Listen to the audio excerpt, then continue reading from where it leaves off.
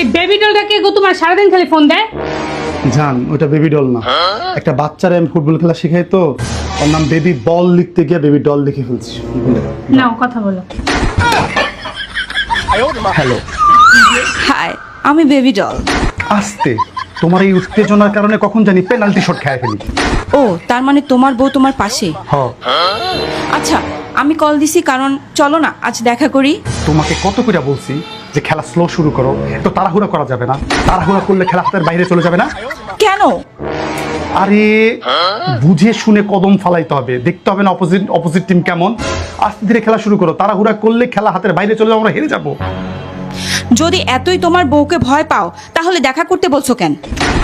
আমাদের অপোজিট টিমের যে ক্যাপ্টেন, অপোজিট টিম যেটা আছে, ও তো অনেক শক্তিশালী, পাওয়ারফুল, যে কোনো সময় খেলা বদলে দিতে পারে। এই জন্য বলছি আস্তে ধীরে কদম ফেলে খেলা শুরু করতে হবে। ঠিক আছে, আজকে দেখা না করলে কিন্তু কাল আমাকে মুভি দেখতে